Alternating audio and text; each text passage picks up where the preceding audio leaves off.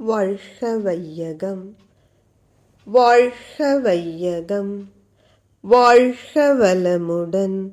குருவே துணை. அனைவருக்கும் அன்பு வணக்கம். ஆசான் அருட்தந்தை வேதாத்ரி மகரிஷி அவர்களது ஞான களஞ்சிய கவிதைகள் படித்து கொண்டிருக்கிறோம். இன்று கவியன் 242. உலக பேரரசுதான் தனி மனிதன் சுதந்திரத்தை காக்கும் என்பது தலைப்பு.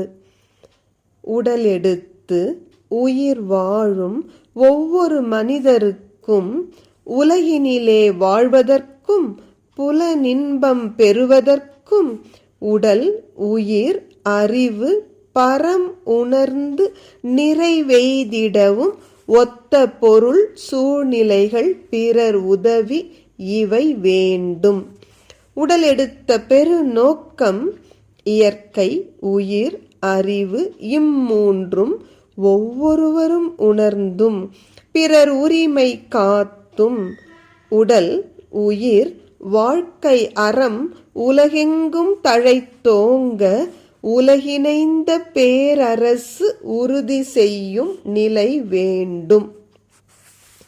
ஓருலக பேரரசு அமைகிற பொழுதுதான் ஒவ்வொரு தனி மனிதரும் சுதந்திரத்தோடு வாழ முடியும் என்பது அருட்தந்தை அவர்களது அசைக்க முடியாத நம்பிக்கை. இந்த பூவுலகில் உடல் எடுத்து உயிர் வாழ்ந்து வரும் ஒவ்வொரு மனிதருக்கும் இந்த உலகில் வாழ்வதற்கும் புலனின்பங்களை நிறைவேற்றிக் கொள்வதற்கும் உடல் உயிர் அறிவு இறைநிலை இவை குறித்து தெளிவு பெறுவதற்கும் ஒத்த சூழ்நிலைகள் பொருள் வசதி பிறர் உதவி என்று அனைத்தும் அமைய வேண்டும். மனித பிறவி எடுத்ததன் பெரு நோக்கம் இயற்கை உயிர் அறிவு இம்மூன்று குறித்து ஒவ்வொருவரும் உணர்ந்து கொள்ள வேண்டும்.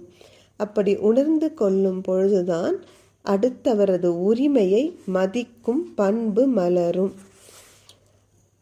இந்த உடல் உயிர் வாழ்க்கை அறம் இவை உலகம் முழுவதும் தழைத்து ஓங்க உலகிணைந்த பேரரசு அதாவது ஓருலக ஆட்சி உறுதி செய்யும் நிலை உலகில் வர வேண்டும். இன்று அப்படி இல்லை. ஒவ்வொரு நாடும் தனித்தனியாக எல்லை வைத்து கொண்டு அதன் காரணமாகவே போரில் ஈடுபடுகிறது. ஆனால் அப்படி போர் இல்லாமல் மனிதர்கள் இயற்கை உயிர் அறிவு இந்த மூன்றை உணர்ந்து ஒருவருக்கொருவர் ஒத்தும் உதவியும் வாழ்வதற்கு உறுதுணையான ஓருலக ஆட்சி அமைய வேண்டும். நன்றி. வாழ்க வளமுடன்.